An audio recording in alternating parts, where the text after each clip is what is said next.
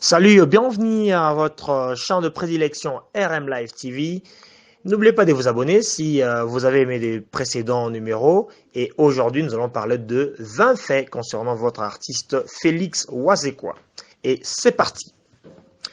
Savez-vous que Félix Wazekwa a un surnom? Son surnom c'est S grave. Et S grave signifie sagesse grave. Voilà le premier fait de ces numéros. Deuxième fait. Savez-vous que Félix Wazekwa porte également le surnom Miran? Au Kenya, Mira, en Somalie également, c'est une matière euh, un, un, tout petit peu comparable à la drogue que les gens prennent pour s'enivrer. Mais par contre, celui de Félix Wazekwa, c'est un nom qui porte une signification assez profonde. Troisième fait, savez-vous que le nom de naissance de cet artiste est Landu Wazekwa Félix et qu'il est natif quinois? Quatrième fait, savez-vous que Félix Wazekwa, en plus d'être chanteur, il est danseur, compositeur, producteur, chorégraphe, parolier, qui maîtrise parfaitement le genre musical africain, soukous, musique congolaise, world music, rumba congolaise et le ndombolo. Voilà, c'est un artiste très complet, Félix Wazekwa. Vous le voyez aux Zénith de Paris en train de danser, d'exhiber, de trémousser la hanche, de faire des chorégraphies à la Michael Jackson, etc. Cinquième fait, savez-vous que Félix Wazekwa, S grave, est né le 14 septembre 1962 à Kinshasa? Félix Wazekwa, c'est un Quinois natif. Il n'est pas né au village, il est né et grandi à Kinshasa. C'est un véritable Quinois de Matete. Sixième fait.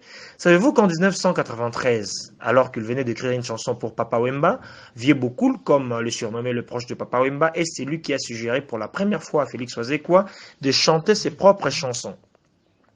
Saviez-vous que c'est en 1995 que Félix Wazekwa débuta sa carrière solo, notamment marquée par une rivalité avec Koffi Olomide?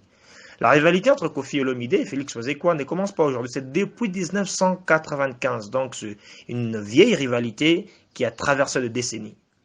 Huitième fait, saviez-vous qu'en 2019, Félix Wazekwa a collaboré avec un jeune artiste congolais, Nixon, dans le morceau 7 ans, tiré de la mixtape Shokel System? Neuvième fait, savez-vous que Félix Wazekwa a commencé l'apprentissage de la musique dans les années 1982 ou 1983 dans le groupe Kinverso, issu de la commune de Matete à Kinshasa? Savez-vous qu'en 1985, Félix Wazekwa s'était rendu en Europe pour ses études et suivi des cours de sciences économiques à Paris? Félix Wazekwa n'a pas fini ses études en RDC, il a évolué en Europe. Voilà, c'est l'un des rares artistes à pouvoir faire ce genre de cursus. 11. Savez-vous que c'est en 1990 que Félix Wazekwa commence une étroite collaboration avec d'autres musiciens en tant que parolier en 1990.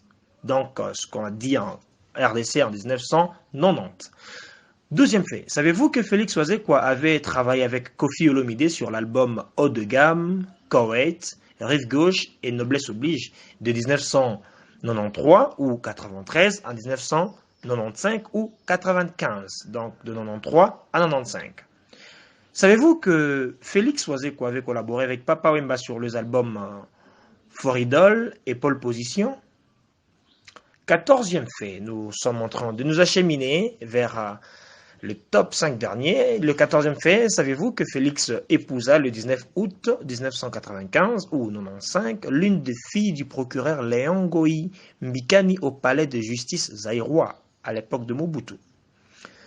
15e fait, savez-vous que le 8 juillet 1998 est le jour de naissance du premier fils de Félix Wazekwa et lui donna le nom de l'émirant Onésime, faisant référence à saint Onésime, cet esclave du 1er siècle devenu chrétien influencé par saint Paul? 16. Savez-vous que c'est en décembre 1999 que Félix Wazekwa sortit son 4e album Sponsor, et c'est également cette année-là qu'est né son deuxième fils qu'il appellera S grave.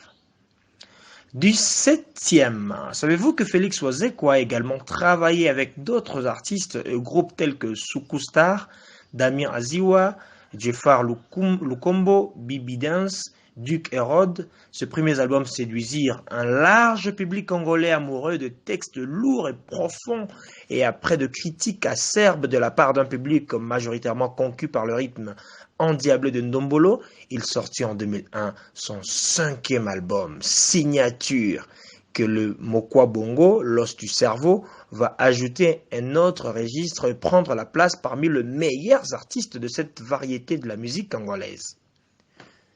18e. Savez-vous que Félix Ouzekwa est celui qui a introduit l'idée du verbe dans la chanson? Avant-dernier point, donc 19e. Savez-vous que le verbe, selon la compréhension de Félix Ouzekwa, ça désigne un aphorisme, une réflexion propre à l'artiste qui lance dans la chanson en lieu et place de se référer à un proverbe déjà existant. Et le verbe devient proverbe dès qu'il devient très populaire. Ah, celle-là, je l'ai aimé. Le verbe devient proverbe dès qu'il devient très populaire. Et enfin, 20e fait que vous ne saviez pas sur Félix.